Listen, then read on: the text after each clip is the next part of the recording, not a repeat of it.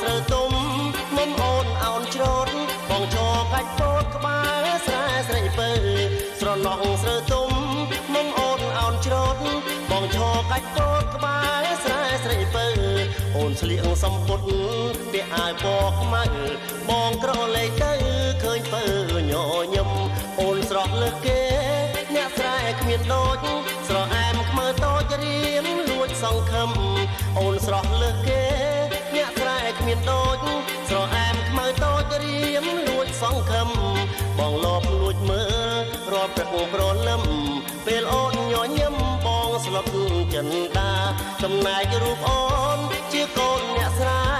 ឯបងវិញជាកូនអ្នកចំការចំណែករូបអូនជាកូនអ្នកស្រែឯបងវិញជាកូនអ្នកចំការនាំចាប់ដៃគ្នាជាគូវាសនាសូមផ្ញើសង្ខាលើរូបខ្មៅហើយ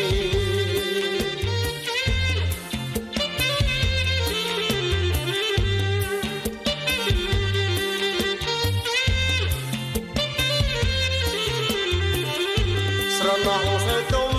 មុំអូនអោនច្រូតបងឈរកាច់ពោតក្បែរស្រែស្រីពើស្រណោះស្រូវទុំ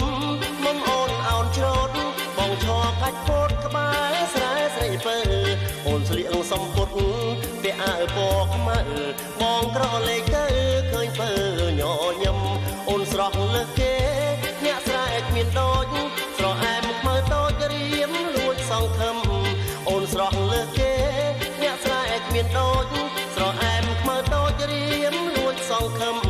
បងលបលួចមើលរាល់ព្រឹកព្រលឹមពេលអូនញញឹមបងស្លុតចិនតាចំណែករូបអូនជាកូនអ្នកស្រែឯបងវិញជាកូនអ្នកចំការចំណែករូបអូនជាកូនអ្នកស្រែឯបងវិញជាកូនអ្នកចំការនាំចាប់ដៃគ្នាជាគូវាសនា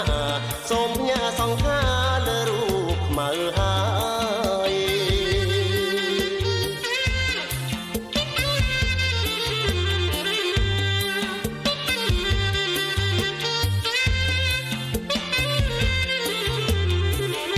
ស្រឡោះស្រូវទុំមុំអូនអោនច្រូតបងឈរកាច់ពោតក្បែរស្រែស្រីពើស្រឡោះស្រូវទុំមុំអូនអោនច្រូតបងឈរកាច់ពោតក្បែរស្រែស្រីពើអូនស្លៀកសំពត់ពាក់អាវពណ៌ខ្មៅបងក្រឡេកទៅឃើញពើញញឹមអូនស្រស់លើសគេអ្នកស្រែគ្មានដូចស្រអែមខ្មៅតូចរៀមលួចសង្ឃឹមអូនស្រស់លើសគេអ្នកស្រែគ្មានដូចស្រអែមខ្មៅតូចរៀមលួចសង្ឃឹមបងលបលួចមើលរាល់ព្រឹកព្រលឹមពេលអូនញញឹមបងស្លុតចិនតាចំណែករូបអូនជាកូនអ្នកស្រែឯបងវិញជាកូនអ្នកចំការចំណែករូបអូនជាកូនអ្នកស្រែ